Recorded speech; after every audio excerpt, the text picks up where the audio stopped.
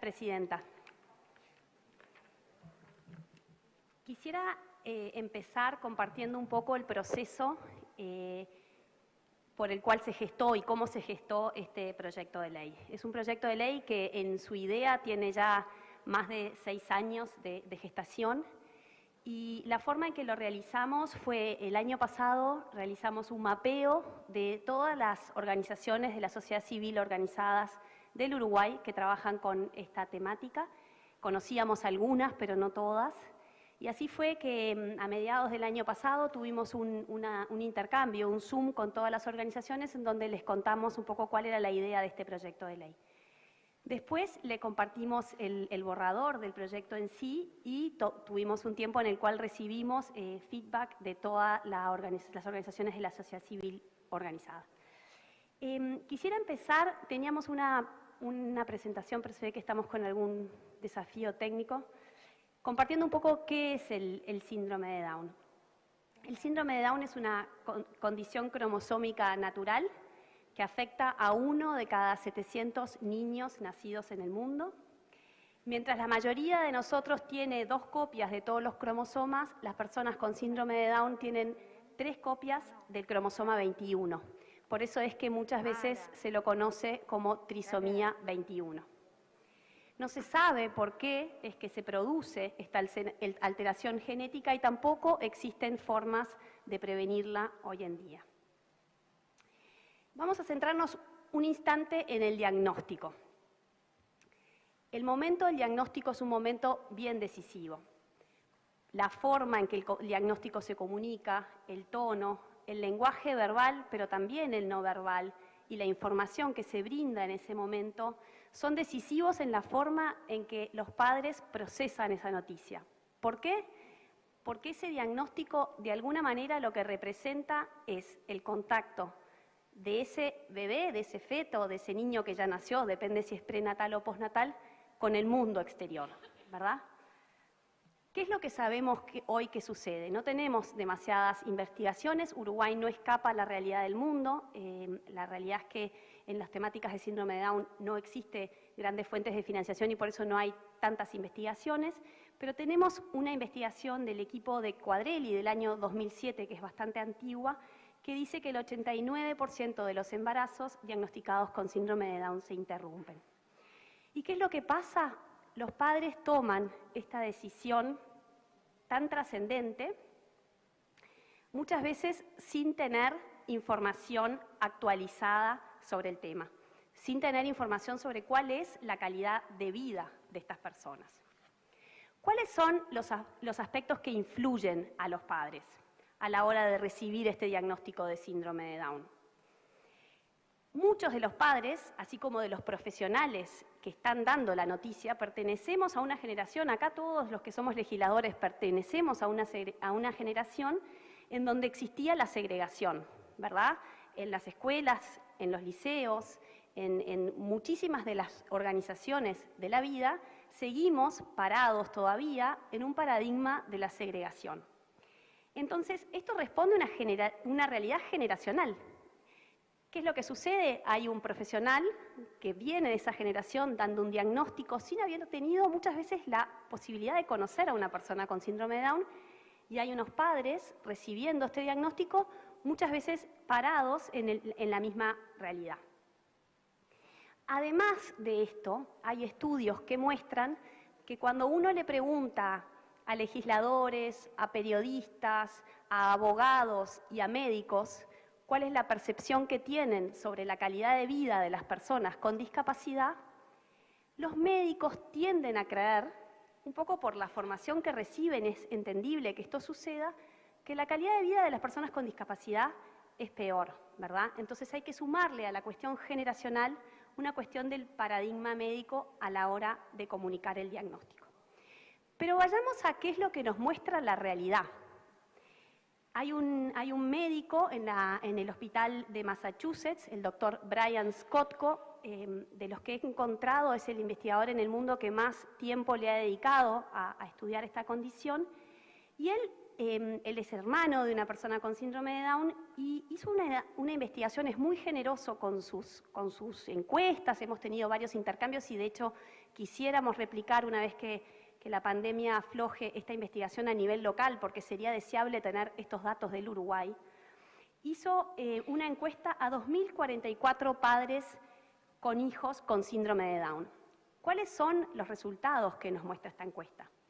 Bueno, que un 97% decían que estaban orgullosos de sus hijos con síndrome de Down, que un 95% declaraban que sus hijos con síndrome de Down se llevaban bien con los hermanos sin síndrome de Down, y un 79%, señora Presidenta, un 79% sentían que tenían una mirada más positiva de la vida a raíz del nacimiento de sus hijos con síndrome de Down.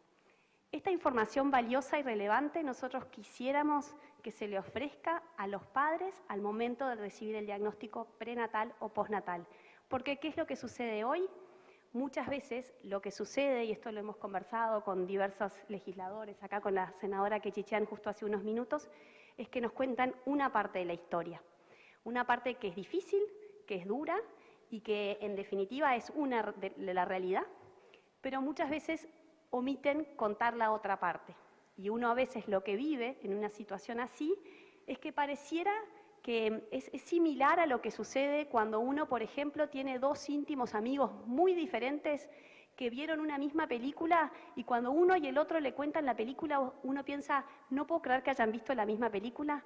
Esto es parecido porque por un lado hay una historia de mucha dureza, de mucha crudeza y mucha dificultad, y por otro lado hay una historia de mucha luz y de mucho crecimiento personal. Vayamos a qué es lo que dicen las propias personas con síndrome de Down. Este doctor también hizo una investigación a las propias personas y esta investigación indica que casi el 99% indicaron que estaban felices con sus vidas. Hace no tantas semanas en Uruguay recibimos una encuesta de opinión y publicó el índice de felicidad de los uruguayos. Podemos ver que el índice de felicidad es más alto de aquellos que no tenemos síndrome de Down. El 99% dijeron que amaban a sus familias y el 97% dijeron que les gustaban quiénes eran. Mediante información actualizada y de calidad es posible entender que al igual que las demás personas, quien viene al mundo con síndrome de Down trae muchas riquezas y desafíos por delante. Hay cuestiones que tienen que ver con todos. Sí, es verdad que existen algunos desafíos adicionales, pero también es cierto que se ha avanzado mucho en los últimos años. Por eso decíamos que la forma en que se comunica el diagnóstico tiene un impacto significativo, no solo en cómo se recibe esa noticia, sino también en la atención temprana y el apego que ese niño pueda recibir por parte de sus padres, ¿verdad? Acá uno muchas veces le preguntan, ¿sería más sencillo digerir la noticia si fuera prenatal o postnatal? No hay una respuesta a esto, depende de cada mujer, de cada pareja, pero lo que sí está claro es que en ese proceso de apego seguramente el cómo ese diagnóstico es comunicado influya.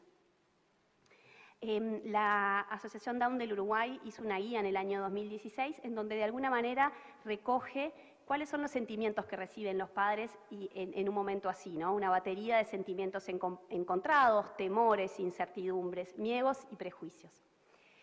A la vista de los avances de los últimos años es absolutamente vital que los profesionales de la salud que asisten a las familias hagan hincapié en las capacidades reales que ese niño será capaz de desarrollar a lo largo de su niñez, juventud y adultez. Y no solo pongan el foco de los problemas de las personas con síndrome de Down que puedan sobrevivir. Como les decía antes, muchas veces solo se pone el foco en los problemas y la realidad es que esto ha cambiado muchísimo en Uruguay y en el mundo. Bien sabemos que hace no tanto las personas con síndrome de Down no participaban de la vida en común y hace no tanto se creían que no podían aprender, ¿verdad? Entonces nos parece bien importante hacer hincapié en esto. Vayamos ahora a artículo por artículo. Es un proyecto de ley que cuenta con el apoyo de todos los partidos políticos. Tiene tan solo 8 artículos. El primero dice así: toda persona cuyo hijo en gestación o recién nacido reciba un pronóstico o diagnóstico de síndrome de Down tiene derecho a ser informada sobre las características relacionadas con este síndrome desde una perspectiva objetiva y actualizada. o sea, que no esté teñida de prejuicios y que esté actualizada con los avances que se han realizado en el mundo. Artículo 2. Los servicios de salud que reciban usuarios en atención por maternidad deberán contar con un profesional o equipo de profesionales de la salud debidamente capacitados y sensibilizados en el modelo social de la discapacidad, para informar a los padres que el feto recién nacido presenta un diagnóstico de síndrome de Down. A propósito, no pusimos médicos, porque nos parece importante que sea algún profesional de la salud, pero no necesariamente tiene por qué ser un médico. Y también nos parece importante enfatizar esto del modelo social de la discapacidad. La discapacidad, el paradigma de la discapacidad ha ido avanzando. En la Edad Media estábamos en un paradigma de la prescindencia, después se pasó al modelo médico, hegemónico o modelo rehabilitador, en donde se pone el foco en la persona y se piensa que esa persona hay que arreglarla o rehabilitarla como para que encaje en una sociedad que funciona de una determinada manera. Y hoy estamos parados desde lo conceptual seguro. A veces estos paradigmas conviven en nuestras sociedades, incluso dentro de nuestras cabezas. Hoy estamos parados en el modelo social. En el modelo social de la discapacidad el foco no está puesto en la persona, el foco está puesto en el entorno y la discapacidad se da desde la interacción entre ese entorno y esa persona. Y desde el momento que decimos que el foco está puesto en el entorno, está en todos nosotros la posibilidad de remover estas barreras. El artículo 3 dice, el profesional o equipo de la salud, con el propósito indicado en el artículo anterior, deberá tener una instancia presencial para brindar asesoramiento desde un lugar de empatía y emitir un certificado con el diagnóstico, el cual deberá contener la condición de salud del hijo por nacer o del recién nacido, identificado mediante pruebas que así lo acrediten. Nos parecía importante ponerlo de la instancia presencial, ¿verdad? A veces estos diagnósticos son dados por teléfono en una condición que claramente no es la idónea. Es un derecho de los progenitores el acceder a información de calidad, basada en los principios de dignidad inherente de todos los seres humanos y de respeto por la diferencia y la aceptación de las personas con discapacidad como parte de la diversidad y condición humanas. Esto es el artículo 3 de la Convención de Derechos de las Personas con Discapacidad y desde ahí nos paramos. El artículo 4 dice, el certificado que extenderá al profesional de salud incluirá, asimismo, información sobre servicios de apoyo públicos o privados, según corresponda, y de la sociedad civil, así como sitios de interés para usuarios que reciban el diagnóstico prenatal o postnatal de síndrome de Down. Una copia de este certificado deberá ser enviada al Ministerio de Salud Pública a efectos estadísticos. El porqué de este artículo es porque si bien existe una sociedad civil organizada en esta temática, muchas veces no existe la conexión desde los centros de salud con esta sociedad civil. Y por otro lado, bien sabemos que hoy tenemos un problema que no es propio únicamente de esta condición de falta de números estadísticos. Y bueno, la pandemia en definitiva evidenció esta problemática y por eso es que nos parece bien importante que se reenvíe una copia al Ministerio de Salud. El artículo 5 dice, cométase al Ministerio de Salud Pública llevar un registro de los nacimientos con síndrome de Down en base a los certificados emitidos por instituciones de la salud. Hoy, si tuviéramos que dar un número certero de una condición genética que muchas veces se sabe desde la semana 12 del embarazo de cuántas personas con síndrome de Down hay en nuestro país, no tendríamos posibilidad de hacerlo y por eso es que esto es una necesidad. El artículo 6 dice, cométese al Ministerio de Salud Pública la creación y difusión de un sitio web especializado que proporcionará al menos la siguiente información. Datos fidedignos y científicamente comprobados sobre esta condición genética y las posibilidades de desarrollo de las personas con esta condición. Información acerca de orientación terapéutica y educacional. Información sobre derechos y prestaciones para las personas con discapacidad. Información acerca de asociaciones civiles que brindan orientación a padres, tutores, familiares y colaboradores voluntarios. Y la información de este sitio web deberá ser consultada con la sociedad civil organizada vinculada al síndrome de Down. El penúltimo artículo, el artículo 7, dice, cométase al Ministerio de Salud Pública la redacción y difusión entre prestadores de salud pública y privada, así como de seguros privados, en un plazo de 6 meses desde la presente, de folletos impresos con la información clara, accesible, sin tecnicismos, fidedigna y científicamente probada sobre el síndrome de Down, que los profesionales de la salud deberán proporcionar al padre o madre del diagnosticado. Los contenidos de estos folletos deberán ser consultados con la sociedad civil organizada vinculada al síndrome de Down. Y el artículo 8º, el último, dice: en un plazo de 2 años, a partir de la entrada en vigor de la presente, el Ministerio de Salud Pública deberá informar en forma anual sobre la evaluación de la implementación de la presente ley a la Comisión de Salud Pública de la Cámara de Senadores y la Comisión de Salud Pública y Asistencia Social de la Cámara de Representantes. Para finalizar, señora presidenta, uno podrá decir, ¿por qué solo esta condición, verdad? Y esto es una pregunta que nos han hecho en diversas oportunidades. Por algo había que empezar, ¿verdad? Nos parece que este proyecto de ley, a través de la presentación de este proyecto de ley, estamos dando un paso más hacia la humanización de la salud y arrancamos por esta condición y entendemos y tenemos la convicción de que deberían seguirle muchas otras condiciones genéticas.